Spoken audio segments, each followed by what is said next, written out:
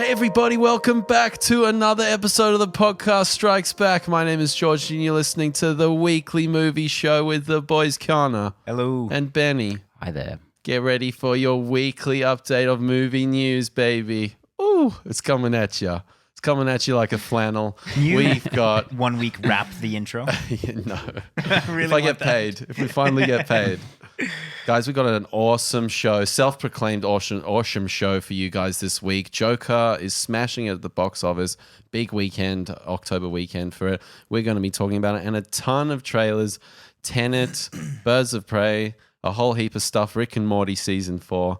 It's going to be awesome. But as we always like to do before we get into the news, we're going to catch up on what everyone's been watching this week. Benny. Yes. You just looked at me just then. I know. It's Knowingly. like in class when you accidentally make eyes with the teacher and they're going to call on you. It's like, Yeah. Now's your time. I haven't done my homework. No, I watched a couple of things this week. A couple of good scary movies. I checked out one on Netflix called Down a Dark Hall. Basically just a spooky boarding house movie. Kind of tweeny, but not too bad. It was all right. And it kind of veers off in the back half into something a little different than you're expecting. Is that an official Ben recommend, or is that kind of? I wouldn't go that far. If you're really fanging for something on Netflix, something scary, I think it's decent. And it has one, I will say, like all-time scare, one that really just takes its time with it and gets you good. Nice. So What was that one called again? Down a Dark Hall. Down a Dark Hall. Okay. And I also watched one of our favorites, Gerald's Game, from Mike Flanagan Went again. back. Yes, I hadn't seen it in a while. I'd forgotten how goddamn great that movie is. I'd also forgotten how scary it is.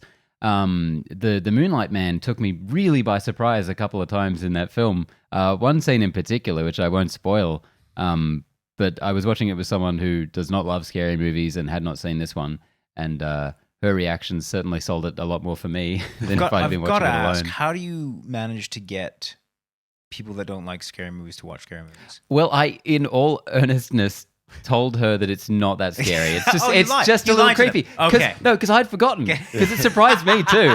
We were watching it. And I was kind of remembering stuff. I'm like, oh no, This is going down. This is much worse than I remember.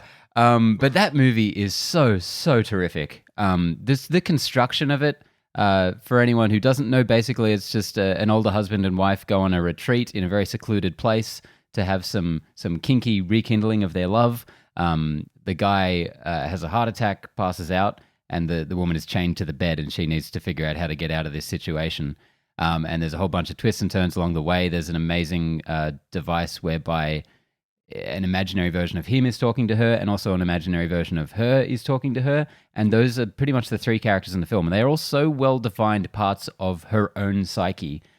It's just an amazingly well-written movie based on a Stephen King novella. Mike Flanagan, again, patron saint of the podcast. Love the dude. That made me believe, man. Absolutely. That made me believer. That's a high recommendation for that one. And I've also checked out a couple episodes of the new season of Titans. That's out? It's partially out, yeah. Whoa. Something we kind of raved about last year, the first season that nobody watched. The Fuck Batman show, for anyone at home. Yes. Which, if you remember, ended an episode early on a cliffhanger. Yeah. And they left the season finale essentially as the first episode for season 2. I can see why, because that episode sucked. But it kind of gets back on track after that and looks like it's heading down an interesting path. Bruce Wayne is now a regular character on the show, played by Ian Glenn, Jorah Mormont from Game of Thrones. Awful casting. Okay. That sucks. Whatever accent he's doing, it's not American, and it's not whatever accent he's meant to have. It's a faux Irish American. Oh, it's very strange. But he does actually kind of remind me a little bit of Adam West. I don't know if that was intentional, but kind of interesting. Yeah, well, that's a good thing. He's underrated The as Batman, greatest but actor on this planet. dearly departed. But yeah, the show's looking like it's going well. Cool. Yeah, despite episode 1. Happy days. And that's me for the week. Nice. I might go next because I never go second. Wow. I'm finally here. I had a big list of things that I didn't watch, so I watched a bunch of other things instead. Watched In the Tall Grass, that new I saw that came out. Netflix Stephen King movie. Vincenzo Natali. I would thought this was really great. Yeah? That's good to hear, because most people aren't thinking that. Because there's some really, really interesting things with the way they present how trippy this experience is. And I thought it was really effective. I don't think it fully came together. Wait, So he it's a didn't stick Stephen the King landing. story. I just where the strength of this lies is in the presentation of the mechanics of this tall grass and kind of all the trippy experiences and whatnot that happen along the way.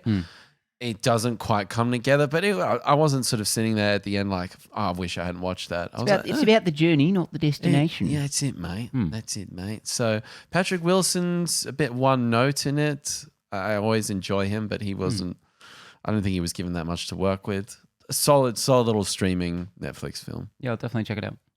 And then the only other thing I watched was The Langoliers. Oh my God. Fucking deep cuts, baby. Wow. Dude.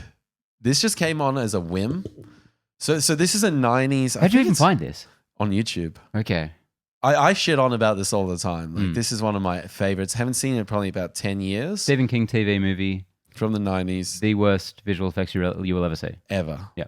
But this movie is prime for a remake.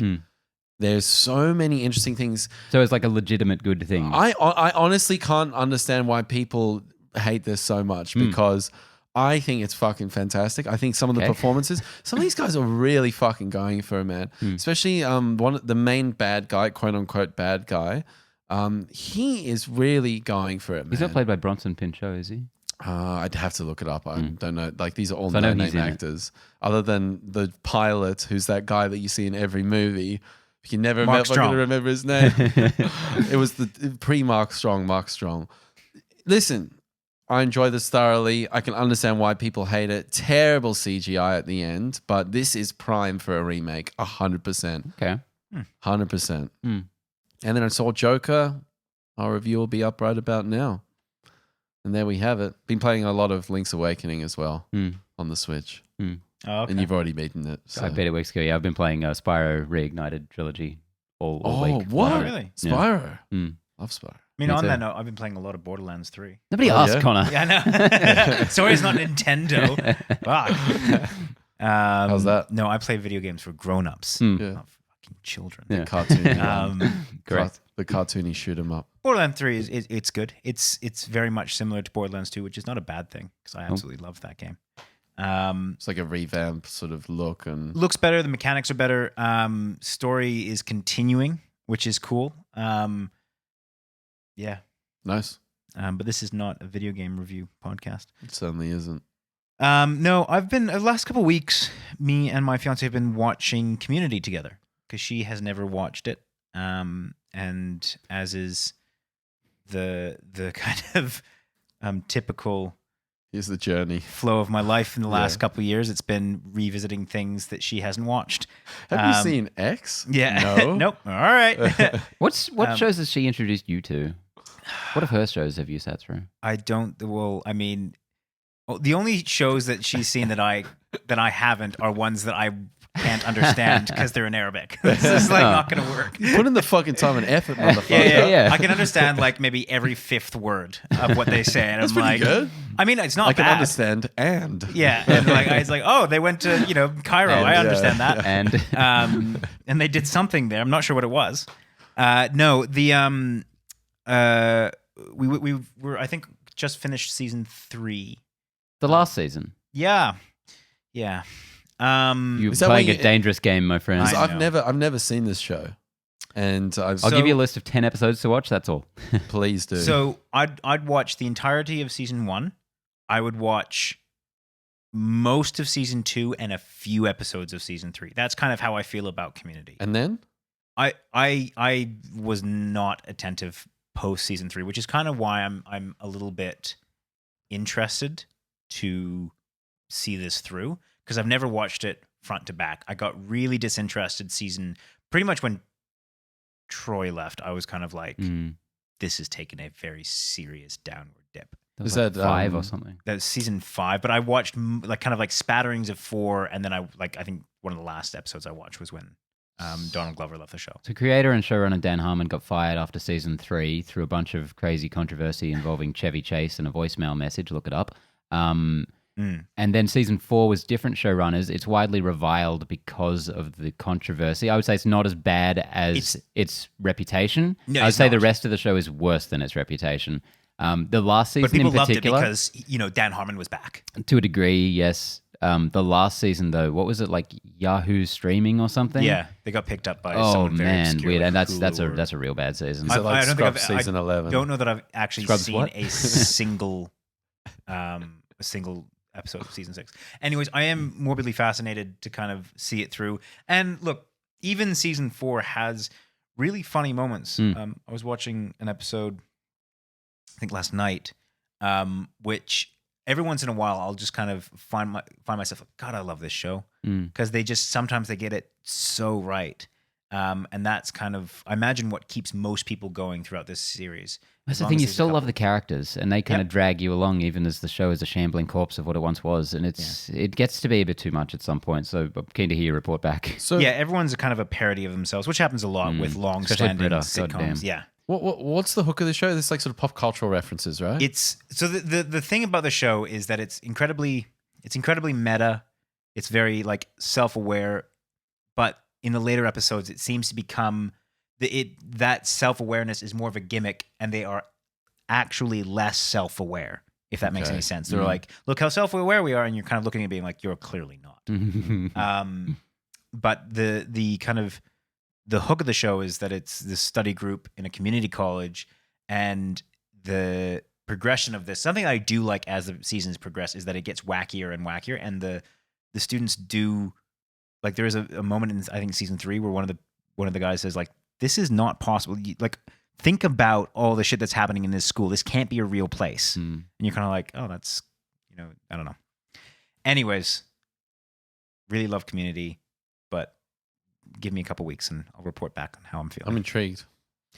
As somebody who's Seriously? never seen it, I've always Watch heard season so 1. much about you guys talking about this show, and I've always been so intrigued. Watch give me that season 1 list. and 2.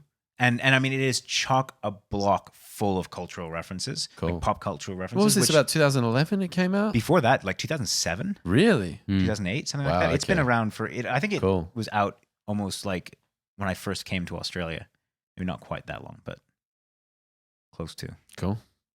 That's all? Yeah, more or less. Like I said, playing a lot of Borderlands 3. Cool. On to the news, shall we? News. Alrighty, well, the biggest topic in the world right now is, of course, Todd Phillips's Joker, and with an estimated 93.5 million domestically, the film has delivered the largest October domestic opening ever, topping 80.25 million from Venom just last year, and globally it's up to 234 million. So not a bad start for the movie that was either going to be the best movie ever made or destroy society as we know it. Yeah, one of the two. It can't fall in the middle. No, it cannot. Alpha's $55 to $70 million budget. This is a great result. Absolutely, and it could definitely be something Warner Brothers is going to keep doing, like looking at these smaller budgets. I've heard there's rumbles that they might even go down this sort of director's universe. Give the directors everything they need. Isn't that what the DC started out by doing? No, but like these one-offs, like one-off, one and done, not connected to anything. What a wild idea. See you This could be later. the new thing. Holy fuck. Not How does connected. it work? No continuity. How? So listen, I just love the economics of this kind of movie making, that sort of $50 million. Venom was very similar. That was about $60-80 million, made a good amount of cash. Wildly different. Yeah, the movies result. couldn't be more different, despite just both being popular comic book characters, which is really interesting. But I think I just love seeing that. $200 million budget with a $200 million marketing campaign that makes $1.5 billion, that's awesome. But when you see this kind of thing, it really impresses me. Well, I think it goes to show that you don't need to, kind of blow out the budget to make decent returns. And I mean, people are still interested in seeing good films. I mean, it does worry me when you have something like a 2049 or, even to a lesser extent, Ad Astra, which is a little bit more kind of down the. There's obviously some love behind these films, that you get disparaged not seeing them make their money back because it's not profitable for studios to invest in that. So to see something that clearly has some backing behind it in terms of artistic integrity, also make some money is it's really, it's good to see. There's so much lightning in a bottle here as well, though, with all the controversy and the just endless, repetitive reporting on this film and everything surrounding it. It's been such an insane narrative. Like, no wonder people are curious. And they wanted clearly to make sort of an edgy, provocative film, and they couldn't have asked for more than like literally the military offering warnings about the dangers associated with this movie potentially. Where are these, like, what warnings are people talking about? I'm assuming this is in America. This can't be here. No, of course. Yeah, I mean, it's spiraled. It's quite interesting how it's sort of, this, if you really think about it pre-Venice, this was like, hey, they're making a grimy, gritty, real world take on the joke, and then Venice comes out and it's like, this is the greatest movie ever. Everyone in the audience, standing ovations, world, applause across the cinemas, and then sort of like this sort of incel dialogue starts coming through. Is this it's a rallying cry for, but it's not white even, supremacists. it wasn't even like those kinds of people that it was people preemptively assuming that this would speak to a certain demographic. Yes. And I think that this is like a self-perpetuating or like a kind of a self-fulfilling prophecy, whereas like the media preempted the controversy by reporting on something that wasn't there and kind of created the controversy, so everyone's kind of all talking about it now, and it's like, this is just you creating your own fucking news. That being said, we've all met the guy at a into party who will, the kind of guy who'll dress up as the Dark Knight Joker and Not will impersonate that. Absolutely, oh, absolutely, yeah. we all know. Actually edgy, and you're like, yeah. Working in a cinema and watching the audience coming to this movie, you really do notice the pattern. And that's all I'll say on the matter. I've seen some pretty edgy like Facebook comments, and I mean, that's probably where you'd expect to see that kind of stuff. But like, man, some of the shit that's being said on Joker reviews and all that kind of stuff, I'm like, fuck. We can get more into our review. It's going to be an interesting one. Check that out. Yeah, there's a controversial movie. So next up, on the Marvel side of the fence, we've got something big. We're DC guys now, but we do have to report on the Marvel stuff still. Do we? Yes, we do. Oh, we're fair and balanced, right? It's also in our contract. We don't get paid if we don't. Yeah, absolutely. So the Who Infinity. the fuck's Thanos? No, seriously. The Infinity Saga Collector's Edition box set has been revealed, containing all 23 Phase 1 to 3 films in the MCU on Blu Ray and 4K, and it is priced at $549 USD. Not dollary dues. Not dollary dues. So we can just assume that this is in here. It probably would be about $900 dues, though. This is in here just so we can laugh at the price point, right? Well, I mean, this is already cliche, but what did it cost? Everything. Damn. Yeah, but yeah, that's a hell of a price.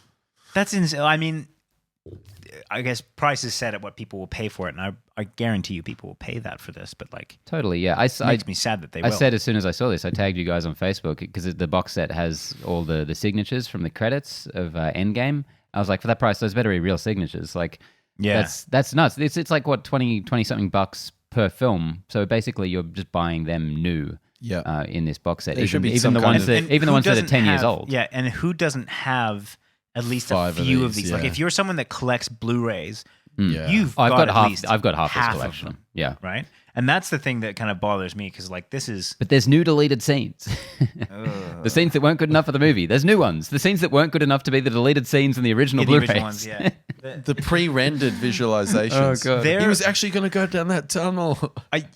It's things like this that make me feel like Marvel looks at its fan base and just thinks these are the biggest bunch of fucking suckers. Because it's the same mentality that happened with their re-release of Endgame, which is like extra footage. Hey, can you blame them? The way that people react on the internet in comments whenever someone like a certain director we'll talk about later comes out and says something disparaging about Marvel films, the way they all come to the rescue. It's like, yeah, they'll pay this for these movies. It's disheartening, really. No offense, Marvel fans. We're Marvel fans too. I mean, we are. Like, I mean, and trust me, when we get to that story, I'll go in on the paint. Like, I will I'll put on my Marvel hat and I'll do my duty. No doubt. I mean, just the idea that Marvel is so, I guess, maybe not even arrogant, but just like they just know people are going to pay this absolutely absurd price for like that's $550 USD. Like not even Australian. Like Australian, that would be what, like $650 at least, something like that. Yeah, easy. We're at like 700. 67 cents. Like it's fucking silly. I feel as though like I wonder how this fits in with Disney Plus, because obviously there's a huge cohort that still loves, It's a damn good point. you know, physical media and whatnot. But I'm getting Disney Plus. Theoretically, unless something's changed, I should have all of these films sitting there on November 18th, ready to go. I guess that's why the price is so high, because they're like, this is just aimed at the people, the hardcore people who want the physical box set. Like, they could literally just sell the box because they've already got all the Blu-rays anyway. They could put them in themselves. And everyone else is just going to be getting them for I would love to know cheaper. if anyone that is listening is planning on buying this. I Have would you love to pre-ordered know. already? Hit us up. Well, I want to know what And you're doing send with us your one. existing ones. One of those Like, Blu-rays. did you not collect kind of assuming that this was going to come out? Like, What about the people who have like the Phase 1 box set, the Phase 2 box set? like that. They're That's the most target what for happens this. now? They've got the helicarrier. And this one's just a box as well. This one isn't a helicarrier. It's not cool, man. Anyways, I wanted Thor's gut to open up. move on. It should be an infinity gauntlet, right? Disney. Just Plus. holding Give this up- guy a job. But like they've Give us kind of enough like just Mikey. elongated the fingers to accommodate for 21. No, it's the Iron Man one with the finger. Yeah. Alrighty, next up, also in massive news, Disney, that juggernaut is developing a live-action movie reboot of the Inspector Gadget franchise from SNL writers Mikey Day and Streeter Seidell. I used to love this show when I was a kid. Yeah, me too. What about the movie? I hated. I liked the movie when I was a kid, I actually. really hated the movie. When Matthew I was a Broderick. Kid. It was. Man, I always used to thought it was love off, that man. film. It's terrible casting. I remember so clearly when I was a kid. I always found it so strange, like Scooby Doo as well. I always thought that was really odd. And that Inspector Gadget one, I much prefer the cartoon. Well, I always something- much prefer the Wow, cartoon. I used to rewatch that Matthew Broderick film like on repeat. Yeah. I loved that film. Shame to say, I think I did as well. It's interesting because a really massive hurdle to telling the Inspector Gadget story in live action is that you look at this character, what is he, a cyborg, an android? This guy has some shady shit in his past.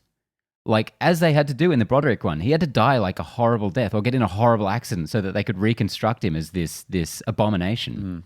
How do you tell that again? Or do you just have a guy who is this? Look, I don't know. Like Need that's to keep it PG, man. Need to keep it safe for the kiddies. well. What do they do with the Matthew Broderick one? Like, I mean, I will admit, I have not watched this in He was in a God car knows. explosion or something? something like that, right? Mm.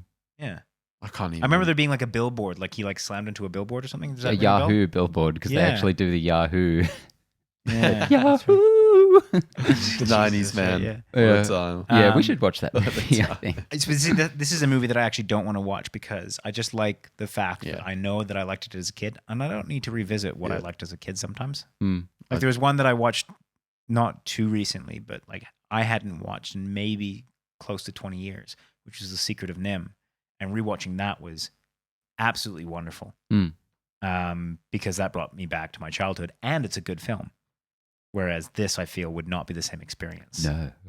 Yeah, leave No. that behind, man. Yeah. Now, the sequel starring French Stewart is a different story. That one's still a masterpiece. You tell me, bro. So I'm gauging little to no interest on Inspector Gadget live action reboot here. Nah. I mean, I wish I could say something that intrigues me. Maybe, maybe 5 years ago I would have said, oh, it's going to be cool how they use modern visual effects. But now I'm overloaded, bro. I've seen every visual effects that could have been seen. I truly believe that. I've seen it all. You haven't seen young Will Smith yet. We're still yet to see that one. tempt Very them, true. George. Don't tempt them. This feels like a property that is really best suited to animation. It's one of those things that like the physics lie outside. Yeah. Like it's going to look weird if it's in live action, and I kind of feel at this point that like, you know what, maybe just let that one lie as an animation, or bring it back as an animation. Fine, I don't care. But like, live action doesn't really seem like the way to go with this. It's also one of those properties that just doesn't feel like it has a lot of pull nowadays. Yeah, surely. Like you and me, we're like, oh, we enjoyed that film, but I'm not going to be rushing out to see. Like the nostalgia for this film is not that big that I'd be like, oh yeah, like let me get some of that Inspector older than Gadget. even us. I wonder if they're going to position it more in that sort of Cars, that really sort of 3 to 6, real kiddies. Or if it'll be a Disney Plus movie. They haven't really specified yet. Yeah. Lots of options. Anyway, next but I mean, up. they're going to reboot Predator. They're going to reboot Alien. They're going to reboot everything. Wait, do you have any backing for this, or are you just assuming? Right up he here, can't baby. reveal his sources. Right up here. Oh, good. I think it's comicbook.com. You write for comicbook.com, don't you? No. I see it. I see it. I don't think anyone writes for comicbook.com. The similarities are There's just uncanny. an algorithm just spits things. out shit from the internet. Headlines. Yeah. It eats comic books and spits out Have you headlines ever tried that to people click think are in movies. on a comicbook.com article? There's no actual Yeah, writing. just 'cause It's just of the 404 headline. They're error. like, they just they never expect anyone to go further than the headline. You have read this article. Yeah, it's like, no, I have. It's like, you have. Yeah. Well, maybe I did. Alrighty, next up, I alluded to this one just before. We got some beef. People are going crazy out there. The internet's tearing itself apart. Martin Scorsese, this young upstart director, thinks he can come into our house What the fuck? and talk about Marvel movies. My Marvel. Even Marvel though we're movies, DC now. also, My known, Marvel. also known as the only movies. We're taking alright? the DC hats off and putting our Marvel hats off. Putting on like my good little soldiers. anti-Scorsese hat on. So when Scorsese spoke to Empire, he had this to say: "I tried, but that's not cinema. Honestly, the closest I can think of them, as well made as they are, with actors doing the best they can under the circumstances, is theme parks. It isn't the cinema of human beings trying to convey emotional, psychological experiences to one another. You know what I have to say to you, Scorsese? You are completely right, and people are getting real weird about this. He's right. There are theme park attractions. They're Put like it this way. Yeah, Put it but this so, way. all right, so go on. But like, it's a different. Okay, put it this way. Other than Loki, like Marvel is like the good guys and the bad guys, and they're relatively polar to those spectrums. I.e., you look at something I don't disagree like with if you look at look at something like Taxi Driver. You look at something like Goodfellas. Like these guys are doing some bad shit, but you're on their side, and that's what Scorsese's all about. He's all about the gray area. So like to come into this Marvel thing and just have them so defined in comparison to Scorsese's kind of general flow, I can understand where he's coming from. But do you know what this sounds like? This is why I disagree with it. Not to say that this sounds to me like someone being like, rock music or like metal music isn't music because it's not my kind of music, because it's not classical music. And you're like, no, fuck off. It's still music. It's just a different genre. It's for different people. But to try and tell people that it's not music is the most elitist and just it is emblematic of someone that is so detached from reality. I think you're 100% correct. It's generational. Well, not even generational, but it's like your preferences. Like I get, like some people enjoy certain types of films, and they're never going to like the MCU or like Marvel movies in general, or just comic book movies in general. Like I get that. That's fine. Yeah. And there are people that live and breathe comic book films. And I get that too. Having preferences within movies is not my issue. But when you start, saying that that's not cinema or that's not film or whatever that is, like when you start drawing lines that somehow your genre is so departed from the medium that, we're just not going to call it that Good anymore. Hey. He's like, what did I say? Can I get any more in there? Yeah. If you're just thinking about the color of money and if all these good fellas want to take him to task over it. I'm just going to have to head over to the casino. Set shit straight. And look, this is my last waltz. Yeah. No, look, I just think that it's such a dumb thing to say, really. Like I get what he's getting at. Like I understand the metaphor of it being like theme track, it's like it's the popcorn, instant gratification. But in that kind of vein, like if we're going to use that analogy, then a lot of the movies that he's talking about as being quote unquote cinema are operas, and fuck, they can be boring. Mm-hmm. So it's like I don't know. I think he definitely hits his point too hard, but I do think he's onto something. I think he aims it in the wrong direction as well. I think what he's saying would be much better applied to blockbuster filmmaking at large, especially nowadays. And I think the MCU is the worst example of saying, this is not cinema. There's better examples of bad like blockbusters. you could literally say everything but the MCU almost. I definitely take his point to a Pick degree. a bit better franchise like Transformers. And honestly, that is so emblematic of that kind of theme park. Honestly, when he says he's tried, he's watched half of like Thor: The Dark World or something, and been like, "What the fuck is this?" Yeah. So yeah, whatever. Like, as you say, Connor, not everything's for everyone. Preferences are all completely fine. My main point of issue with this was just the way everyone like takes him to task, like, or just like starts really shitting on Scorsese. Now it's like, all right, calm down. The man has he's quite good like, too. Yeah. Like we can enjoy all of it. You know. I mean, to be fair, he is. I would, I don't think it's a hard argument to make that he is one of the best filmmakers alive today. Totally. But it's kind of that he is slightly detached from reality. I think, like it's just as anyone his age would be. He's like mid-70s or something. There's also another element to this Oldest. where it's like the definition or everyone's internal definition of cinema versus movie. When I think of a Marvel film, when I go see a Marvel film, I'm always thinking about what's next. I'm thinking about, there's the tag. There's the post-credit sequence. I'm always thinking what's coming next. Whilst when I go to a Scorsese film, I'm kind of thinking about the film. I'm letting it marinate. So like, movies versus cinema. Cinema, I'm thinking something more thought-provoking, probably maybe not as big a budget. And a movie, I'm thinking more of a blockbuster, more of that instant gratification, having a great time. And that's probably where this whole, it's not cinema, it's a theme park, right? You can add that layer on top. I understand what he's trying to get at by the analogy. And I agree. Like, you go to these, like I watch, Wolf of Wall Street for a different reason than I would watch, Avengers. Yes, exactly. I will enjoy them both. But I will Yes. get different things out of them. Yep. And, it's not as if one is so far departed from, I did it again, the medium that I'm just kind of like, that's not a film. So, Yeah. anyways. I love it all too. And as one final point though, I do understand his frustration when he would have come up in an era when a movie like The Godfather could be the highest grossing movie of the year. And nowadays you're looking at, whatever new Star Wars thing there is, that would be, as a filmmaker, someone like him who really has spent his whole life trying to tell stories, I could see why that would be a bit. Did Endgame beat Avatar? Yeah. At the box office? We Did that reported happen? on this. That happened, yeah, right. You're not I can allowed to never ask that on this remember, podcast, man. George. Yeah, I can never remember. what are you calling yourself out for? Like, I'm happy. It shows you have. It shows that Disney doesn't have you yet. Yeah, they don't have me, mate. What time is it though? It's trailer time. trailer God. time. All right, so we've got a big list of trailers this week. First on that list is one that I'm assuming many of you wouldn't have seen, because the only way that I think that you can see it at the moment is at the beginning of The Joker, only in 70mm, which is, I didn't go to a 70mm screening of it. Couldn't work out the timings.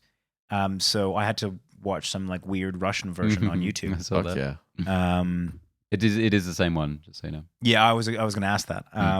But this is the new Christopher Nolan film. There isn't an awful lot of information on what it's about, but we can be pretty confident that it's going to deal with time in some weird and wacky way. But what did you guys think of this? Like, I mean, this trailer, there's not much to it, but I'm kind of sold on I'm it. in. I'm so in. Dude. Seeing it in the cinema was very cool. And it's basically just, what is his name? John David Washington. Just walking along, examining kind of bullet holes. That look and like then they cloned. Identical bullet holes. Then it kind of reverses, and then there's just some random imagery at the end. It reminded me a lot of the initial Inception teasers. Totally. Just a bunch of imagery with a lot of Hans Zimmer whelming over it. Yeah, I don't think it's Hans Zimmer though. Somebody else is on this. Really? Let's look it up. Ludwig Göransson. Yeah, of course. Black Panther guy. So Well, interesting times. It didn't sound too dissimilar to No, Hans it Zimmer definitely stuff. didn't. But yeah, exciting because we don't really know anything about this. Man, I tell you fucking what, my boy Nolan knows how to make a trailer, at least for my sensibilities. I can't tell you, I was just like this, like the tension was building up, the images, the cinematography, Hoyte van Hoyte doing his thing. I love this team. I love what these guys do. I cannot tell you, I'm already fucking on this, and I'm going to be... I don't know how I'm going to be able to cope till July next year. Christopher Nolan playing with time. Too exciting. Yeah. But he's never really disappointed me. Really? I am far more lenient on Interstellar than a lot of people. He's never disappointed you. Oh God, I'm forgetting about something. Aren't I? No, I'm just like if that like good for you if that's true. Trying to think. Dark Knight Rises. Okay, yeah, you had to bring that up, didn't you? It's not like, Okay, so he has not disappointed me outside of The Dark Knight Rises. Yeah. I think. Until you mentioned the next movie. I would say probably that disappointed little me. cluster there, Interstellar and Dark Knight Rises, were the time where I was sort of like, I love what you're doing, but it's not quite connecting with me. And then Dunkirk came in, and I was like, he's back. Nice. He's back. And this just looks, I can't tell you, man. I just think it looks so clean. That cinematography style. He's getting carried off by 2 police guards at one point or something. Looked like something out of Blade Runner. I'm very, very excited for this. Yeah. I think the production design and everything, it's just going to look fantastic. Yeah, I would almost say rush out to see Joker in 70mm just to see this because I got agree. caught by surprise as well. Same. I didn't realize it was attached to this. Yeah. Wait. I thought this was awesome. Oh, did you mention that? What? Did you mention that in the group? What? Did you mention that Yeah, this was he attached? told us that it was Really? before the film. Oh, so wait, actually, I do remember as soon as it came up, I was like, oh, yeah, Benny Right, said. right. Yeah. Okay. But when I went into the cinema, I wasn't like, because I like when Ghost Protocol came out, I went to see Ghost Protocol at the IMAX to get that Dark Knight Rises Dark Knight sequence. Rises, yeah. Okay. Sorry, it was making me laugh because I was thinking about this was it the soundtrack for in the Mouth of Madness that he was talking about or something like that you had you've done this a couple of times with Ben, just like, bro, you have to check this out. He's like, I have been suggesting He this. told me 6 years an ago or age. some shit. Holy fuck. I also told you about the Tenet thing 6 years ago, in all fairness. Yeah. so- Yeah. I mean, you got the inside. In the info. future. Yeah. Yeah, no, very excited for that. Faith in Nolan. Next we have Birds of Prey, At long last. or the Emancipation of One Harley Quinn. The fantabulous emancipation. The fantabulous of one Harley Quinn, Emancipation of Harley Quinn. That title feels about as unnecessary as this entire film. I'm getting some serious Suicide Squad Same. vibes out of this, and it is not instilling confidence. So I definitely see that.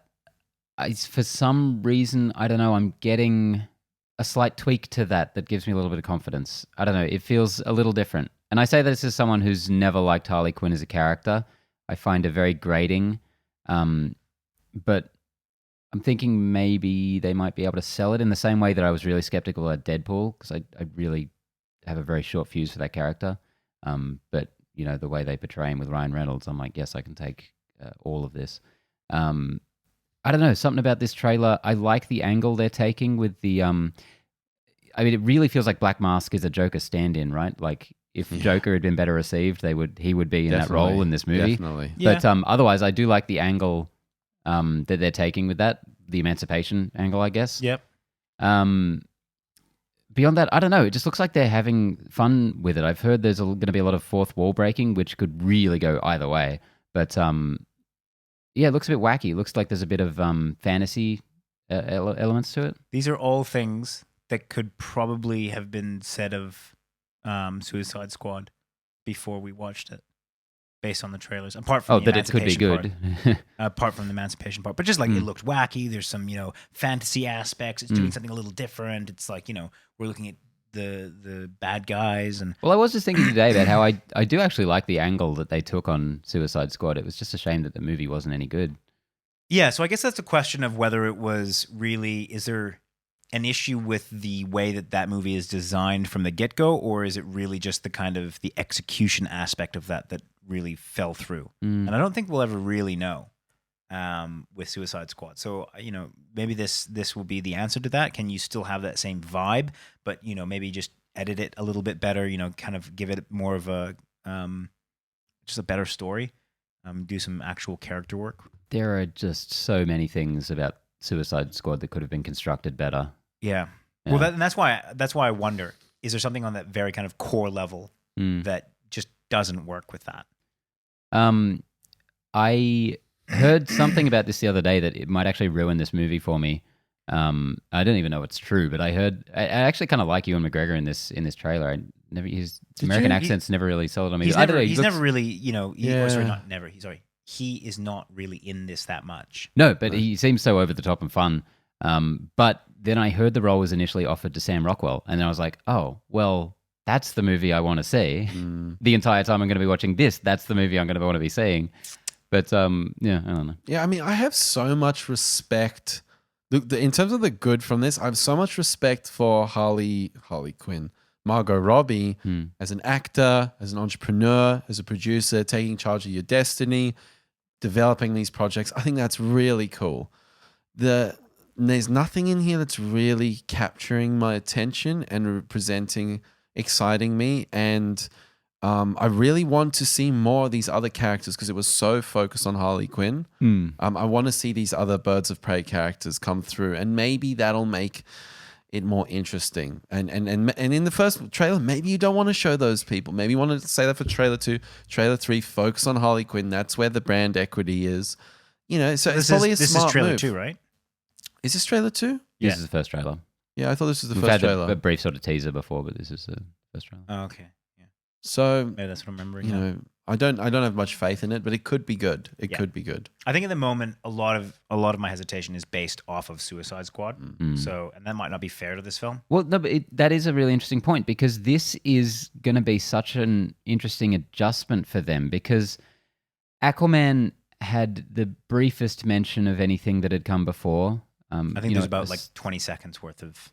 Yeah, there was just you defeated Steppenwolf, and then yeah, and that was it. And then Shazam was very much its own thing in most ways.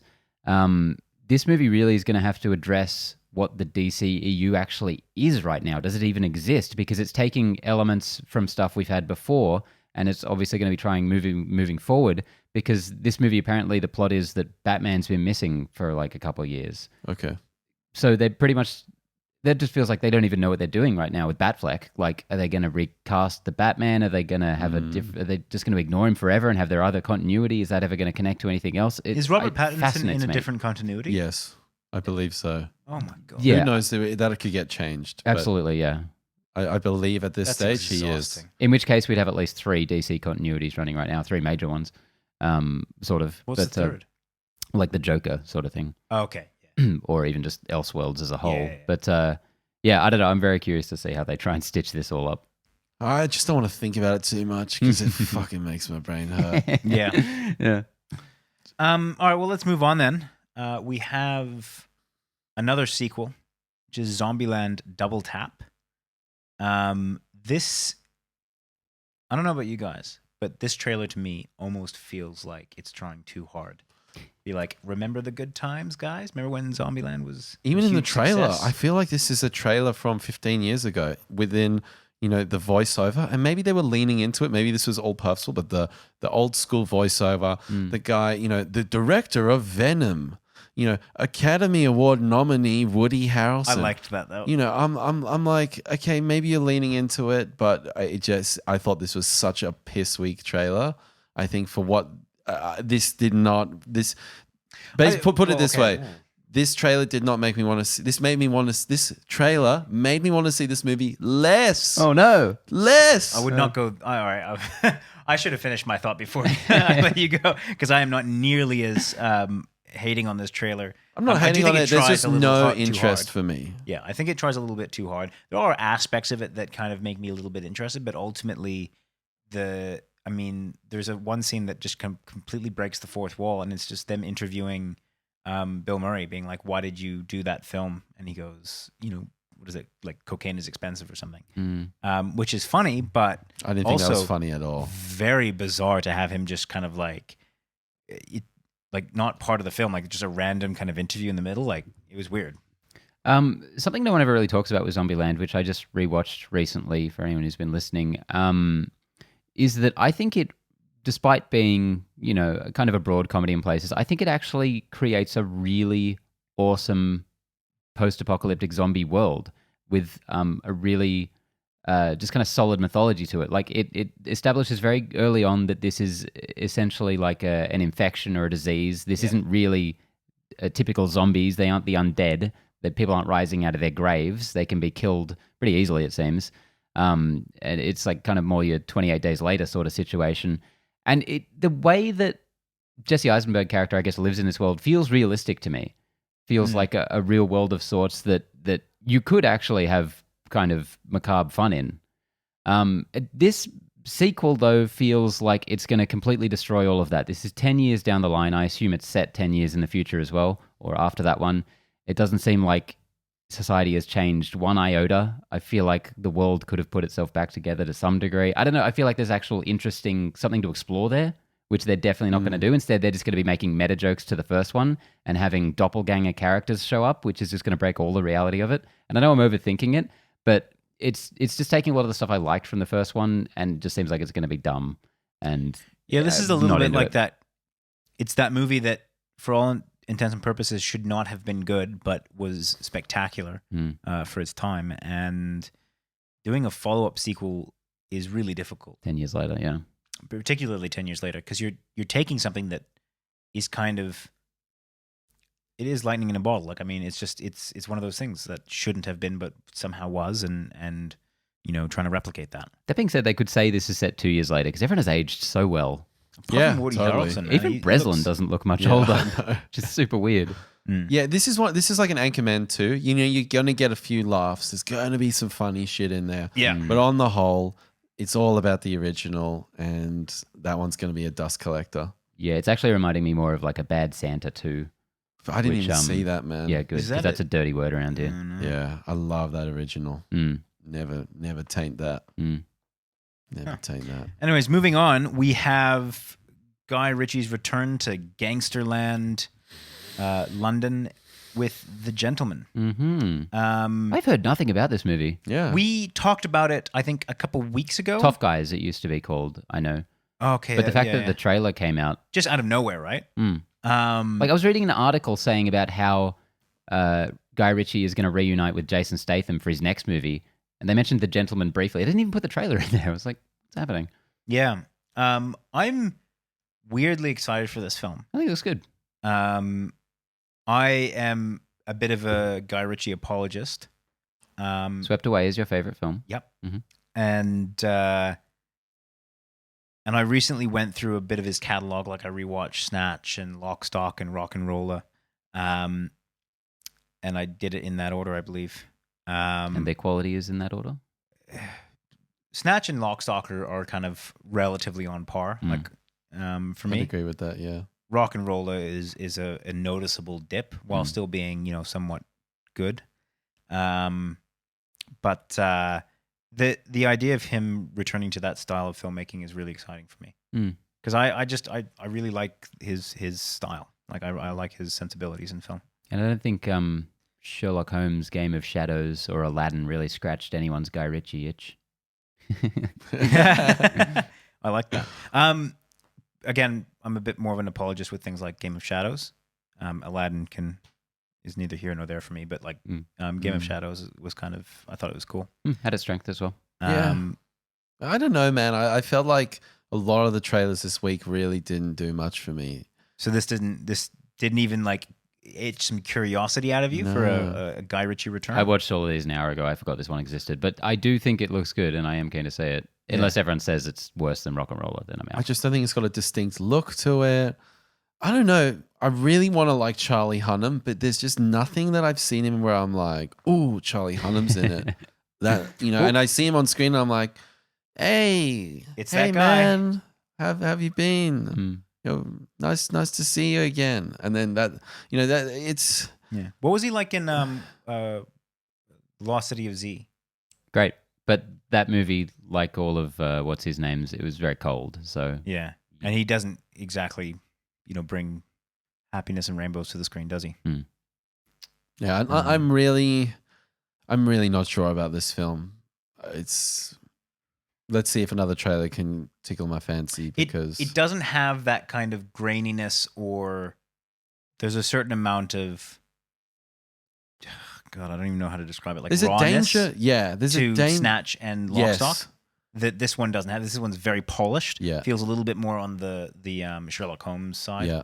I will say, because I've only just remembered this trailer, it's taken me sitting here this whole time. I thought Hugh Grant looked awesome. Yeah, I've never seen him not play a Hugh Grant type character before. And he's got like a distinctly non-Hugh Grant accent as well, and that threw me because I was like, "Oh, look, it's Hugh Grant," and then he started speaking. I was like, "That's not Hugh Grant." Yeah, I always get nervous when directors are like, you know, and Guy Ritchie's had a great run when you look at box office. he's bringing in the dough, man. Yeah, King Arthur was a massive success. But Otherwise known as the biggest box office bomb of all time. Am I sledging my own movie that I defend? Like, what the fuck? You've done that to yourself. But is this a good idea to be going back to the genre that made you famous? Put you on the map. Very potentially, if the story's there, and he's ready to go. But there's just something. There's something not connecting here. I think there's a lot of people that want him to go back to that genre because I think. But will it be successful? That's the thing. Like it's all well and good to put out a gangster film, but you want it to be up there with those other ones. Unless it's absolutely terrific, it'll do about as well as Rock and Roller did, which is whatever, I'm sure. I reckon just after Aladdin, this guy needed to get something pure out of himself again. Yeah, probably. He sold his soul to Disney for that movie. That's why he did it in 6 weeks. That's why you didn't hear about it. Yeah. Should we move on? Yeah. We have Richard Jewell, which is the new Clint Eastwood one. This guy is having one heck of a retirement. That's like a movie a year since he's retired. Yeah, and he still manages to fit in yelling at empty chairs at Republican rallies. Anyway, I think he hasn't done that in years, right? Yeah, that was ages ago. Yeah. he's lost even more of his mind since then. It's such an easy target that I've gotten to the point where I'm like, no, you're not allowed to make that joke anymore. Such bizarre footage. I think this trailer looks great. Yeah, this is really interesting. True story about a security guard who discovered a bomb in a park, and saved a lot of lives, and then became the main suspect in the case of the bombing. Mm-hmm. Do you know the real story? Like, I read up. I'd never heard of it before. I read up a little bit about it. I think there's a very interesting story there, and the guy sadly passed away from like heart-related issues at like 44 years old. But man, the casting is amazing. It's a guy from I, Tonya, who was amazing. He was so funny in that movie. And he looks exactly like the real dude. Yeah, I like these kind of stories. The gray area. Did he do it? Didn't he do it? I think there's also a lot of stuff. It's similar to how the Joker's kind of speaking to what's going on in the media and the conversations we're having. I think this is also, to a certain degree, speaking to some of those things. This movie the trailer actually scared the shit out of me. Because there's just that scene where they're getting him to say stuff into a phone. Yeah. Which genuinely...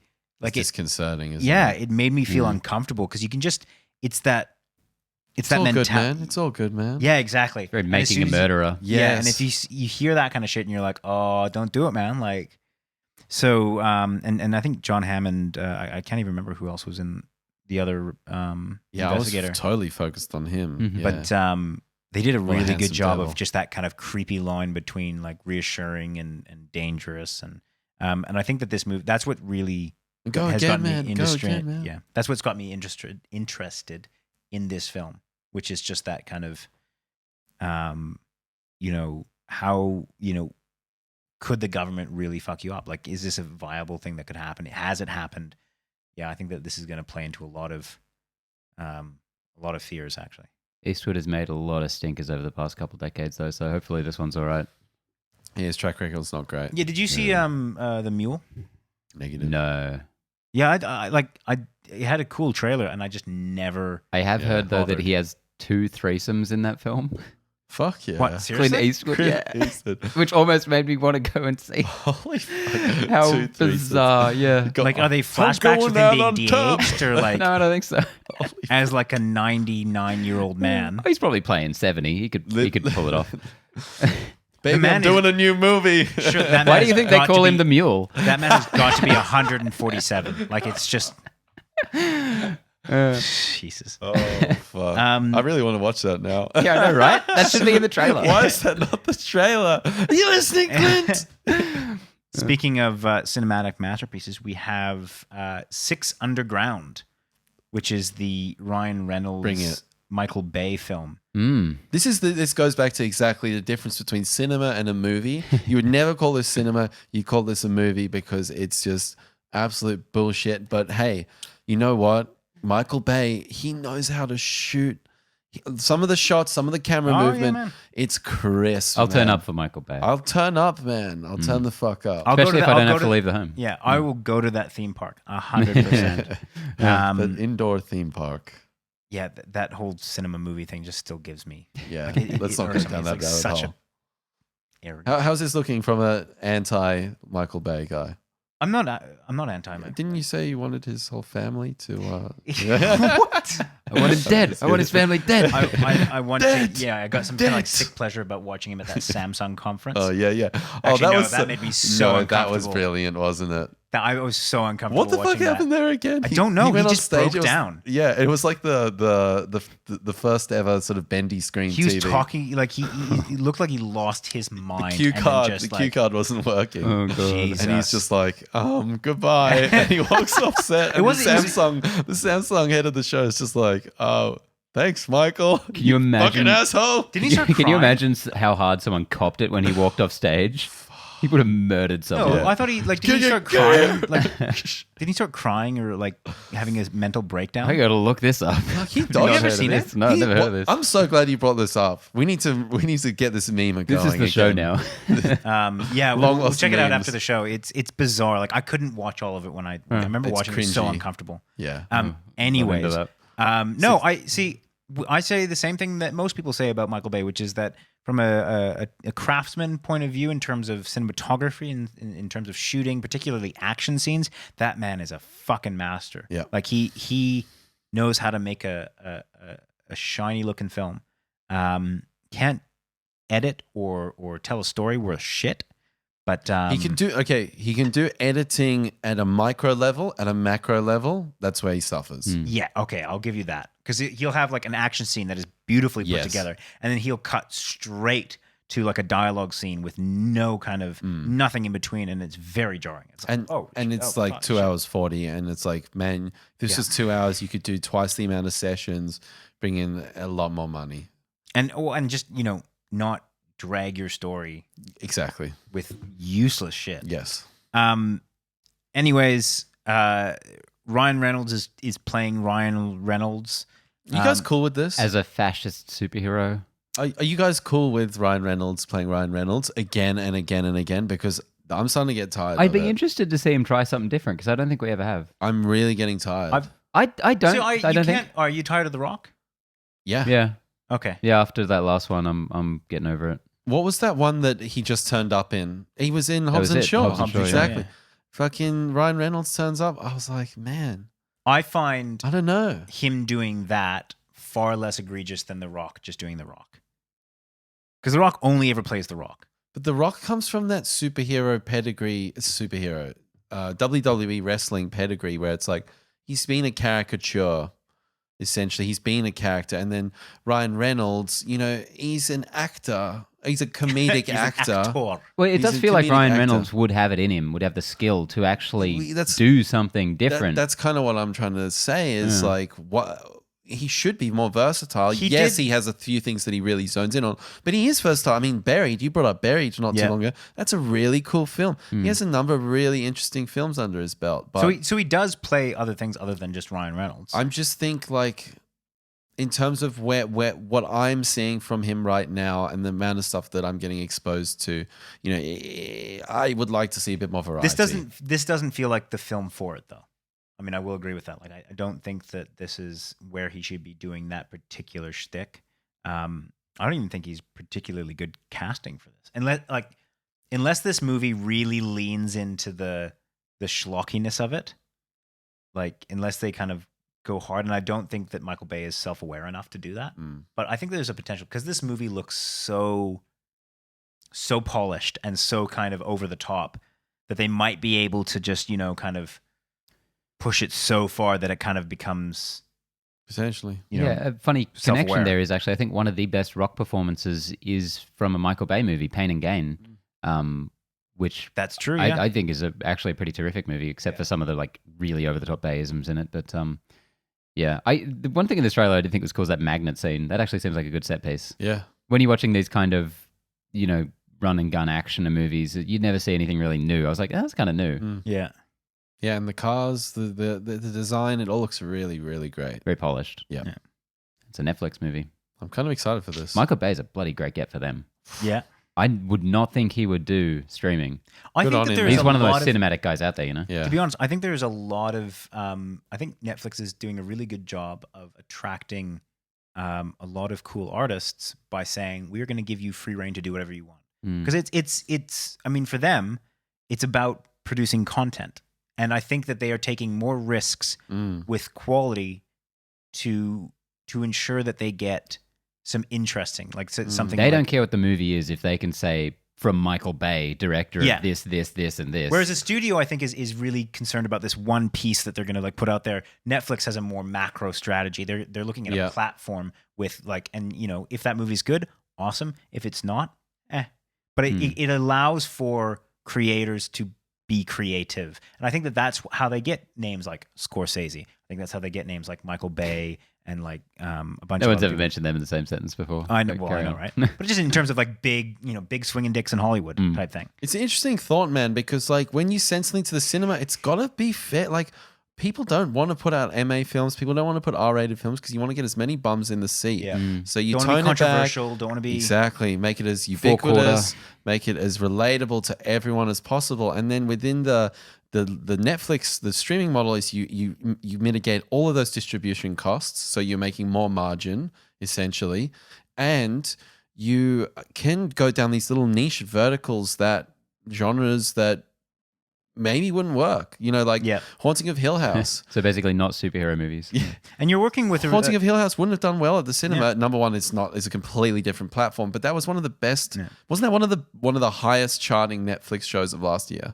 I mean, a horror film, show. And I mean, I think that's really spectacular. And, they can operate on a different model. Like, I mean, they operate on a subscription model, which means their cash flow is so different than a movie. Like, a movie gets an injection of a lot of funds, and then they kind of go, we have to make this back. Yes. Netflix is like, they know where their revenue stream is coming from. Like, they understand how this is going. Exactly. So, more stable. In a way, yeah. Yeah. So, anyways, let's move on. Got a few more trailers to discuss. We've got 1917. Sam Mendes war film. Dunkirk 2. So I was not super interested in this until news came out last week that I thought was very interesting and will color everyone's kind of perception of this film. I don't know if you guys have heard. The movie is entirely shot to look like one take. Yeah, I've heard that. Which changes it completely for me because I think that is going to be such an interesting, tense experience watching this ticking clock movie from these guys' perspective in real time. I think that's awesome. So it's definitely shot to look like one take. It's not. It's not going to be stitched. Because it's over like 2 days, I think. But I'm sure they'll do some very interesting things with it. Yeah, that is interesting. Do you think that the one take thing is maybe starting to get a little overdone, or like a bit of a? I think it already kind of reached saturation point. I feel like it's already. Well, yeah. I really feel like it started with True Detective. Had that one amazing oneer, and then we had Birdman. There was that one in Daredevil. Wasn't that Mary Elizabeth Winstead? No, sorry, Elizabeth Olsen film from like 2010, where it was the whole movie was one take. Maybe I knew there was only two little spots where you could see they stitched it together. I still remember at the beginning of Serenity, there was an absolutely beautiful one take. To do the introduction of all the cast and that, which I thought was one of the earliest times that I saw it being used as like a device, or like the first time I noticed at least. But in terms of scope, this is by so far the biggest movie to ever attempt this, and I'm really keen to see how they do it and how successfully they do it. Yeah, because Birdman would be second place, and that's just a drama. Yeah, well, that's indie drama. Yeah, you can have like a shaky cameraman, like, and that is actually just how many takes is it actually? It's Birdman, like 3 or 4 or something. Birdman, yeah. Birdman, you can see a lot of stitching going on. They're going down the stairs. It's like, oh, yep, they're stitched. A few noticeable spots. It's still well done though. I'd say every 10 to 20 minutes is a new stitch. Yeah, in that. But that's still impressive. Oh, totally. I mean, if they're able to do, they won't be able to do that with this one. I don't think they'll be able to do 20 But then, minute like, chunks does that inherently make the film better? Like, is an interesting technique if they can make it work? It's interesting, and it's a risk. It's ambitious. So, but I remember Birdman because of the one take thing? No, I remember Birdman because of. So that's one of the most things I remember. Really, that's one of the most. Yeah, that's when I think about that movie was otherwise kind of overrated, but okay. But yeah, I do think this will make this movie better because I haven't seen a lot of war movies because I'm not interested in war movies. Honestly, the only reason I'm kind of interested in this now is because of this and Sam Mendes and the cinematographer. I'm like, this is kind of interesting now. Yeah.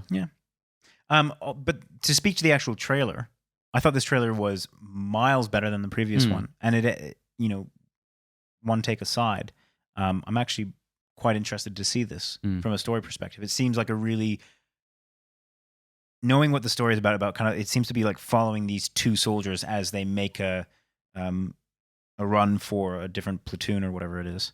That kind of interests me. Yeah, to save 1,600 guys walking into a trap. Yeah. It kind of cool. reminds me a little of Saving Private Ryan, of like focusing on this one group that has to get from point A to point B, which in itself is not like a very original thought or plot line, but it is one that I tend to enjoy. Yeah. Yeah. Are you War just movie. hating on all of War the trailers this week? War Jesus. movie. Tenet ruined everything for you. Yeah, fuck. Show me 3 seconons of Chris Nolan movie with no Yeah, and related you're- imagery. and I'm you're like, done. yes, Yeah. this is cinema. Oh my God, it's true.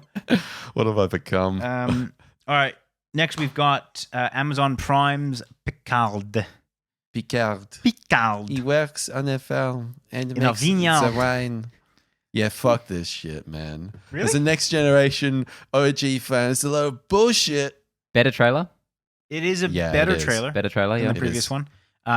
Interesting, like Data how, data you know, still the new looks- world, old world, Yeah. like, this is not my Starfleet kind of thing. Yeah. You know, I like that, but, you know, god damn it, man. I can't see this being Mate, satisfying. Come on, as if Data does, like he looks bad. You know, you Can we guys, I you think he guys, looks better. okay, so you guys said last time how bad he looked. I didn't think he looked bad in the last one. In this one, I was like, holy shit. In the sunlight, you're like, oh God, How is he no. alive? It's a miracle. I thought there's that not- was a dumb scene as well. It'd be like, I don't know how. Like, it's a fucking paintbrush. Pick the damn thing up. Yeah. Riker shows up. Yeah. Whatever. Wilhelm, what a guy. Yeah. Yeah, definite skip on this one for now. Definitely. Fair call. Second last, we have His Dark Materials. You know that emoji? Can everyone at home listening hear this emoji? The I don't care emoji. It's the shrug emoji. the shrug Yeah. emoji. Like, yeah, I get it. I like this. For me, If I was thinking- 14, I would have loved this. I was thinking about this. I would love this. Right? And I was saying that the only way that I would watch this is because I know the story. I know it's an interesting story and it's HBO. So I'm those are things that would convince me to see this, not the trailer itself. Because the trailer seems just absolutely saturated with a whole bunch of stuff that has very little relevance. And I found myself thinking about what makes a good trailer more than actually watching the trailer this time. Because it was just, I got stuck in my own head. I was like, this isn't a good trailer. James McAvoy's in this, isn't he? Yep. He can't be in it much because he doesn't get name checked at the end. Yeah, no. I mean, the character that he plays is someone that is not Ooh. in the story an awful lot. Mm. Yeah, I got nothing to say about this either. Looks like some fantasy nonsense that probably I'm not going to be able to get into. Yeah, exactly the same. Cool. Finally, we have Rick and Morty season 4. Is this more your fantasy? There we go. Yeah, some sci-fi nonsense that I can get Sci-fi into. This is for the elevated mind, for the educated. You have to be really intelligent to understand Yeah. this show. No, somehow, after all the talk of this show's fans turning me off it, seeing this trailer, I'm like, oh I'm yeah, so I'm in back on board, baby. Yeah. I'll never not. Until the first episode has someone terrorizing a McDonald's again, then I'm like, all right, I'm out. Yeah. I'm always down for Rick and Morty. Like I'm with you. I think that a lot of its fan base are just the worst. But the show itself is actually really good. So I mean, I'm never not going to. Yeah, I completely agree. It looks awesome. Animation style looks great. Some of these new characters already look really fun. Only 5 episodes. That's we're what I getting wanted at to this talk about. point. Yeah. So is that like 5 episodes all at once? Or is it 5 episodes over 5 weeks? And more importantly, is that it until They're doing it undetermined in time? 2 halves, like Breaking Bad. So it couldn't even be next year that we get the second half. And Well, it starts in like November, so definitely. I was gonna say it'd be pretty. It could be 2020, boys. Hold out. You're going to be all right. You can come cry on my shoulder. Yeah, I would like them to go quality over quantity. Yeah. Well, they've already said that there's going to be no more like 3-year waits in between seasons. Like they're going to try and pump out a season every year. So yeah, it's just half of a season every year and a half. No more Yeah, 3 seasons, yeah. 3 year wait though. They found a way around it. God Semantics. damn Yeah. harmony. And they Genius. acknowledge it right in the trailer there. What do they say? It's like I can't remember. less episodes than you deserve, but more than we can handle. Yeah. Yeah. Yeah. Bring it on. As long as there's a pickle Rick too, I'm happy. Ugh, no. Let's cap it off with question of the week. This one's from our boy Tristan Myers. AT Bone. Missing your burrow bone. Missing your bone. Bone. Whoa. I'm missing your bone. It's all coming out. It's all coming out on the podcast today, people. The SMUC is in trouble. They enlist your help. You have $1 million and 1 year to make Kraven the motherfucker. What do you do? So I read a Kraven the motherfucking comic and realize that it's not actually Kraven the motherfucker. okay, George just lied to us. real- So like- 20 USD, to 50, 100 USD already gone towards buying every available Yeah. Kraven the motherfucker Also, trade. like, you have $1 million and 1 year to make Kraven. I'm like, nothing. Give up immediately. Yeah, give That's up. $1 million. not a lot of What are money. you going to do with $1 million? So something like, what was that one? What was that one with the guy who looks like Tom Hardy, the sci-fi one from last year? Yeah. And he's like doing the zooming around crazy fight. You're the Australian one. Yeah, with Lee Whannell. Lee Whannell did it. Yeah, it's a Blumhouse tilt Blumhouse. film. Yeah, we were describing everything Oh but my the name. God. Yeah. Come on, man. Lee Whannell. Oh no. But basically, I think he spent about $5 million on that film. So Upgrade, it was called Upgrade. Upgrade, that's right. 3 yeah. million. So $3 million USD on that. What's Tom Hardy's actual name as well? Logan Marshall. Logan Green. Marshall Paul. I love that guy. Logan Marshall Green. Clearly. Yeah, The Invitation. Hmm. So $1 million, you're gonna have to, we're strapped for cash on this one. Mm-hmm. We're gonna have to call Logan up, say we'll give you a third what they gave you on Upgrade. But in terms of movie making, $1 million, we're going for, that 1 million to 5 million. We're going for a gritty, grungy Blumhouse, maybe more of a horror. If it's Kraven the Vampire Killer, is it? No, Kraven the Hunter. Kraven the He Hunter. generally hunts Spider-Man. Kraven the You're not Vampire getting Tom Slayer. Holland in this. You could do Kraven the Vampire Yeah. Slayer, sure. I will spend precisely $999,000 on getting Tom Holland to then enlist Marvel to get more money into this and like get Kevin Feige on the board, because that's what he did with we never talked about this, but apparently a big reason that Sony and patched it up. Marvel patched it up was Tom Holland being like, sort your shit out. Oh, I want to bloody act in the hell. MCU. Sure it Can't was. we all be friends? Sure it was Sony and Marvel.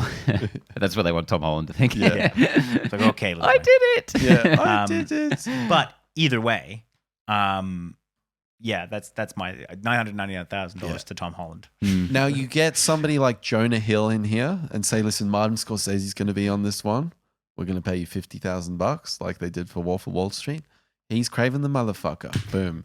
We've got our main cast. You reckon Jonah Hill as Kraven the Hunter? Done. You need a Or the bunch of mothers as well. Yeah. My watch that. my only thought for this was Gareth Evans. Evans, director of The Raid. Yes. Just someone who I think would be able to make something really impactful with a small budget. Do you reckon if we gave him a salary, a one-off, for this as 150,000 USD, do you reckon he'd take it?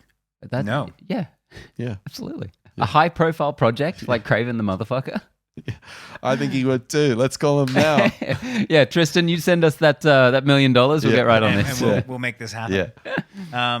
But if there's anyone, Kraven the motherfucker's the guy to go for more of that $1 million budget as opposed to an $80 million. You can actually, I think you can make it work. Do a Joker-style just character study, no action scenes. Not one action scene. Just him sitting there looking in the mirror wearing his big leopard lion vest. Yeah. That's it. Crying. We've got to do the origin scene as well. So we're going to need 80 grand for the costume. Yeah. Boom. So what do we have at the list? We're about 5 million in debt. Yeah. But we're going to make it all back. Hey, bro, it's going to happen. On straight to DVD sales. Get Sell it to Netflix. straight Don't buy off anything. to VHS No, just sales. Get Jason Momoa. Yeah, just get him. Don't pay him. Just Just kidnap fucking him. Get him. Give him a knife, dress up a bunch of people as like animals, and he has to fight his way out. What would be No, more you just expensive? find out where he lives, put a knife out on the street so that when he picks it up, he goes, that's weird. And then like get all your extras to attack him and film it guerrilla style. Yeah.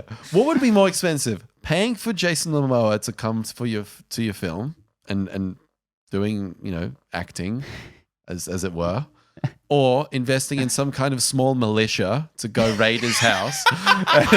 With cameras on their helmets. I reckon you could get a militia crazy enough to do it for free. Honestly. Do you reckon $1 million you can make it happen? You don't even need $1 million. Yeah. Like, you go into the Let's get some internet and you're like, goons. who wants to storm, Jason Momoa's Jason Momoa's house with us? The And hard I part reckon is you'll getting him in the lion vest. Yeah. That's the only hard part. Yeah. there. Did you spend $20 and get CG. someone to do it CGI afterwards? It has to be the guy who did the Primal trailer, that new Nick Cage one, because I want the worst CGI possible. I want 0.1 notch up from Watership Down. It'll be that exact leopard as the vest reskins. Just copy paste it. Yeah. Oh, no. No work required. Anyway, I think we've saved the sump. Yep, done. I don't know, man. You could be right. Be better than Morbius, anyway. I We'll would see. keep I would keep the $1 million and let the sump die.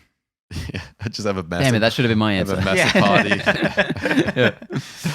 Which is where it rightfully belongs. Yeah. The Aw, dirt. We'll see. Well, guys, we love hearing from you. So hit us up with some questions for next week's show. And don't forget to check out Joker. All the spoilers, all the non-spoilers, getting into the weeds there. So that's going to be a good one. We'll be back next week for some more movie antics. Yes, we will. See you then, Connor. Bye. See you then, Betty. Oh,